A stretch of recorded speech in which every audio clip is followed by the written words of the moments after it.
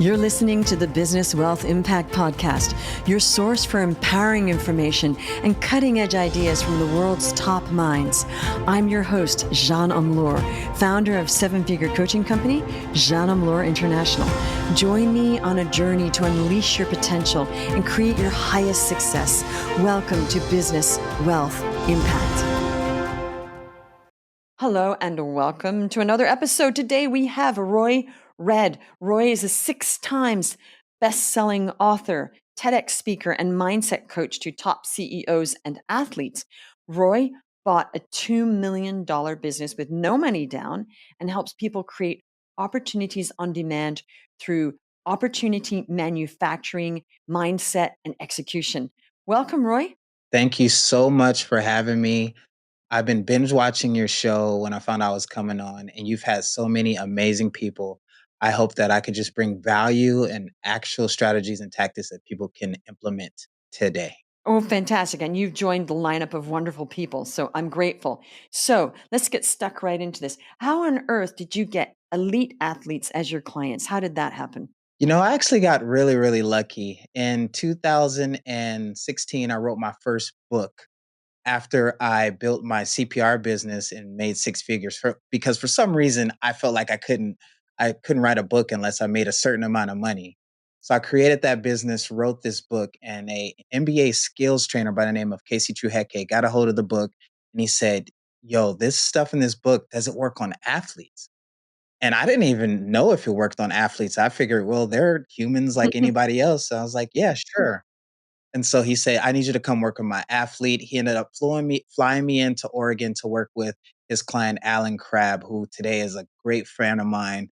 And he ended up earning himself an $85 million contract. And after some of the things we went through, just going over what we call number 3 experiences and deleting those experiences, then he was able to perform at a higher level because at that echelon of athlete, the only difference isn't skill, it isn't athleticism, it's mindset and playing freely. And so the athletes who can get into a state to where they can perform freely without having anything in their way or being bounded and playing unbounded, that was the term we used.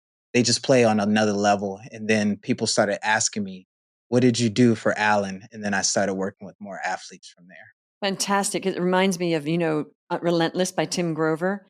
Yes. Unbounded, you mean flow. And you're correct.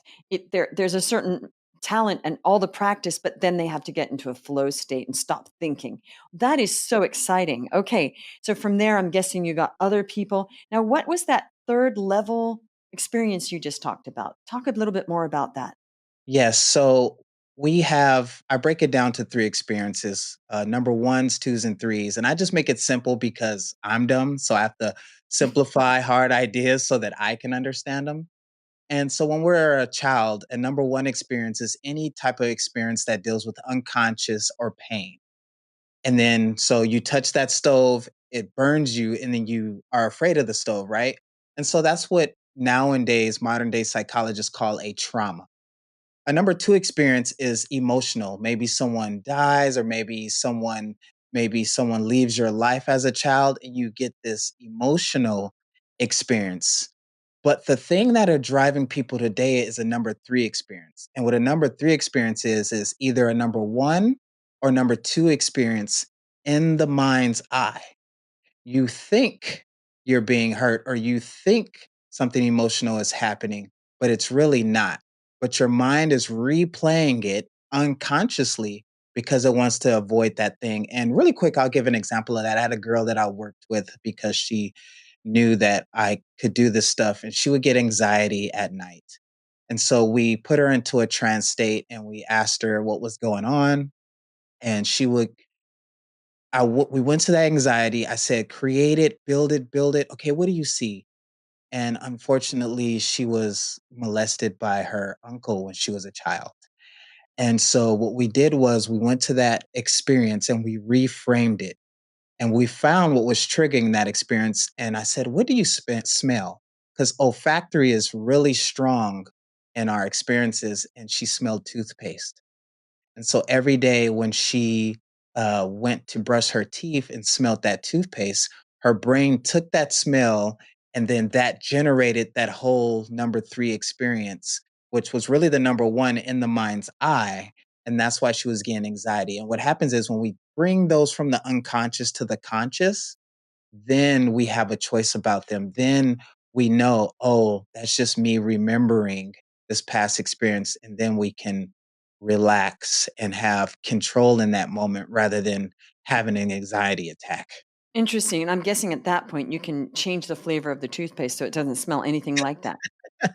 Yes, you can change the outside and then you can also change internal Mm. triggers. So, Roy, what you're not a psychologist, right? No. How did you channel all this? How did you figure this all out? How did that all happen? Yeah. Well, I've always been naturally good at psychology and naturally interested in it. And then I started to just read a ton of books. And then I started to read about this hypnotherapist named Milton Erickson. He was probably the best ever. He was actually in a wheelchair and he would do things like make people just have super confidence or just change people's lives. And then I started to read all his books. And when I was reading his books, I was a paramedic at the time. So I was like, I'm going to practice on my patients. And so I used to practice every day on hundreds and hundreds of people, figuring out, okay, what state are they in? How are they representing things? Is it olfactory? Is it physiological? Is it kinesthetic? And that sort of stuff. Then I just picked it up and practice, and then I took it and started to do it in real life with clients. Okay, that is fascinating. So you did have a practice with it because I was wondering how you figured that out. Now I get it. So tell us about the story. You were 25. I think you were broke. How did you get from there to here? Working as a EMT, waking up one morning, I had this dream that I was working a dead end job. I was behind on bills. I was overweight and I was just sad. And when I woke up, that dream was actually my reality. And I forgot to set my alarm this morning, but I woke up in this state of anxiety and I heard this voice that said, Roy. And I was like, huh? And I said, Roy. And I woke up, I looked at the clock like a lot of us do, and I was like, oh, I'm late. So jumped up, threw on my uniform, brushed my teeth, and jumped in my 1987 rusted, beat down Honda Civic and hopped on the freeway headed to my job. And long story short, that car broke down on me and I had to push it 2 miles by myself. And somewhere in that 2 miles of pushing it, I just had tears in my eyes. I looked down and I said, dude, you've had great parents. You've had the perfect setup. Why are you in this situation? Then I realized it was because of me. I wasn't taking full responsibility. I wasn't doing the things that I needed to do. And so that thought gave me power. I said, easy. If I haven't been doing what I need to do, all you got to do is do what you need to do and lock in. And that day I changed my life. I had to get my car towed back home. I lost that job and I literally Googled how to be successful. And I saw this old white man named Jim Rohn, and he had all these books you should read. And I just loved the way he talked. And I consumed everything he said and got those books. And it just really changed my life. And so 3 months later, got a better job at Kaiser Permanente. I always got to shout out Kaiser because I love them. It's a medical facility over in California. And I met my first mentor. His name was Damien, and he took me to a seminar where I met my first billionaire I've ever met. And he asked me one question that I realized was huge in business. He said, "What makes your business different than others?" And I didn't even have a business at the time, so I made one up and I said, "Oh, well, I teach CPR to healthcare providers." And I was like, "What makes us different is," and I just made something up. I don't remember what I said. But when I left that place, I realized I wanted to write a book, and I started that fake business that I made up when I was talking to that billionaire, and that's the first business that made me six figures, and I made that business in when I was 25 turning 26, and that's what created the entrepreneur in me. That is such a great story. I just see this person pushing a car, crying, not the body they want. And you're really buff now, so clearly you work out, right? So it sounds like it was a complete transformation. And I love Jim Rohn. I didn't realize that was your mentor. He was really, truly one of the great marketing people. I Mhm. think that he was one of the few where there was absolutely no nonsense, no Yeah. faking, and just solid advice. It's Yeah. funny. Jim had this thing that he thought that every single business person should sell door to door when they're in college. He Yeah. said, I think that's the most, and you know what? I read that years ago and I thought, wait a minute. I did sell door to door when I was in college. Right after I finished college, I had a little crisis and I thought, oh, I don't know if I want to be a fashion designer. And I literally got a job selling oil paintings door to door. It was really hard. And my Yeah. mother was like, why are you doing this? I said, I don't know. I was going through some sort of crisis. I said, maybe a bit easier just to sell stuff. And it's so funny because I did sell door to door, and he said it's the hardest thing ever to sell door to door because you can take that kind of rejection, you can take anything, right? Yeah, 100%. I actually had this job at Raging Waters, which is this like water park, and you had to talk to everyone coming in. And I remember just being nervous, like I gotta open up conversations to people. But in a couple weeks having that business, I could talk to anybody. I can open up conversations. Hello, how are you? And try to sell you. And if you keep going, I could deal with rejection. Great book, Rejection Proof. Because rejection is really the key to anything. Even when we talk about buying businesses for no money, you got to take a ton of rejection.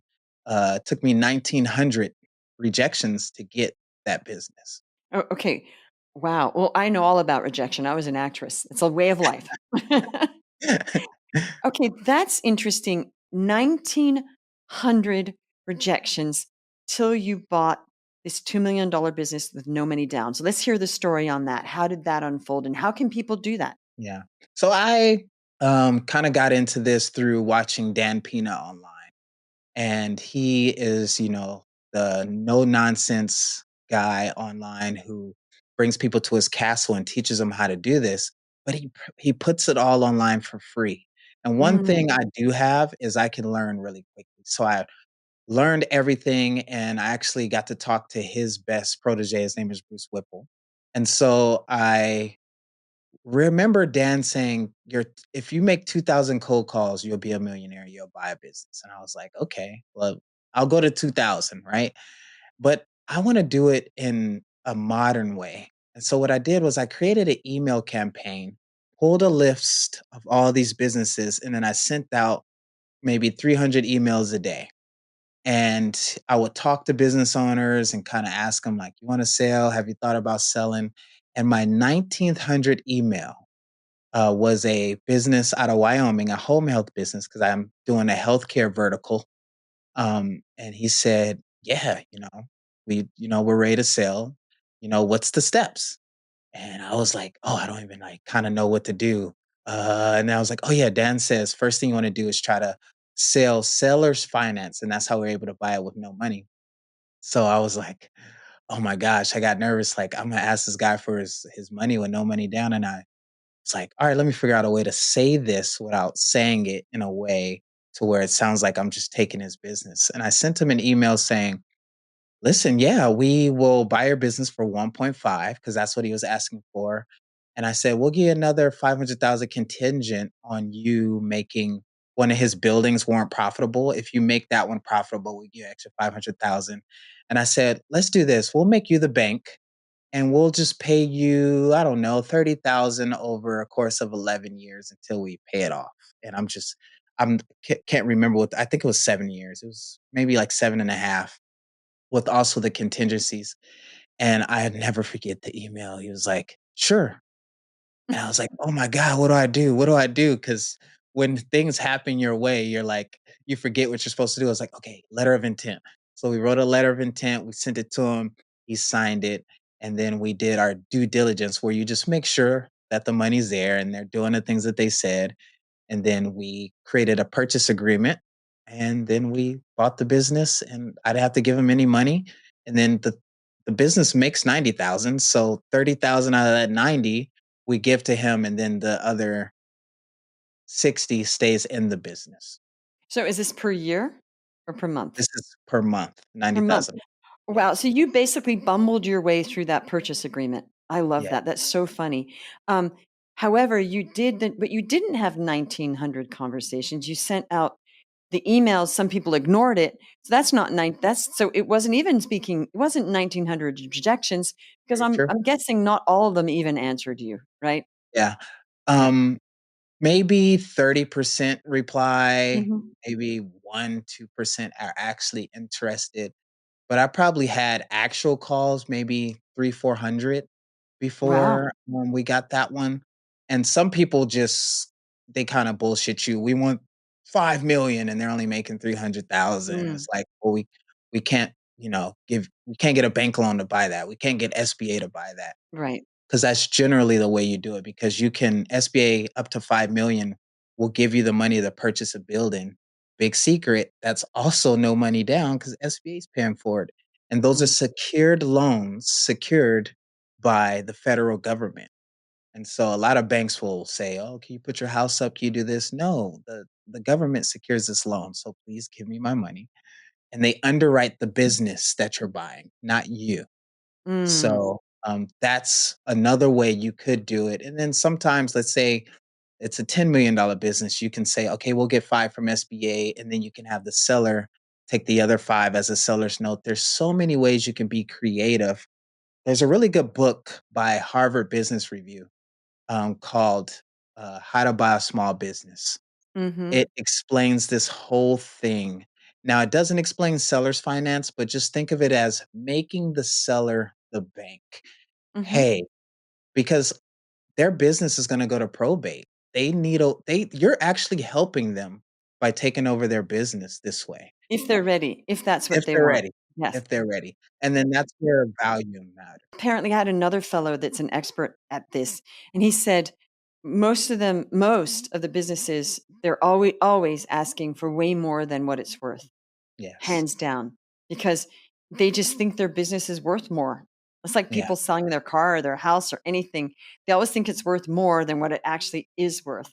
yeah. Um, and he said it's just you have to weed through a lot. So that's incredible. Where did you get the list though of the businesses? Many ways you can do Google Maps. There's an app called Appify where you can just you type in the city and you type in the keyword of, healthcare, home health, skilled nursing, funeral homes, whatever it is that you're rolling up. Healthcare is extremely fragmented, which means nobody has a monopoly on it. That's why we went with healthcare, and I've was a medic, so it's kind of in my industry. That And fits. you can just scrape all the businesses in a city, all the businesses in the state, all the businesses in a country, and then you just get their name and email, and then I put it into Instantly. There's another one called Smart Lead, and then we email blast out that way. Mm. So really not hard. There's zero standing in their way to do this. People complicate so much. In Yeah. fact, you don't even need to go to a business broker because apparently 90% or most of the businesses on those brokerage sites are don't sell. Apparently Yeah. 90% never sell. So folks, all you need to do is go get Appify, Google, it's the Yeah. Google local, right? Yeah, yeah. And you just download a list, Mhm. put it on Smart Lead so you can do the blast without destroying your other email lists, right? And just create, hey, basically, it probably was a message like, hey, are you interested in selling your business? If Yes. so, answer something like that, right? Yeah. And what's good is it's good you mentioned business brokers. When you reach out to people who hadn't thought about selling, then they start thinking about it. And our unique selling proposition is this: people are worried about their employees. They're worried about so many different things than the actual money. They've made good money over the last 10, 15 years. They're worried about employees. So we talk about that when we get them on the phone. And my question to open that up is, hey, John, I know you're kind of thinking about selling your business. If we were to buy your business, what needs to happen specifically for you to be happy with your transition? And then just Mm. let him list it out. I write it down, and then I just say, "Good. We can do that. We can do that. We can do that." And if there's something I can't do, then we just kind of negotiate that.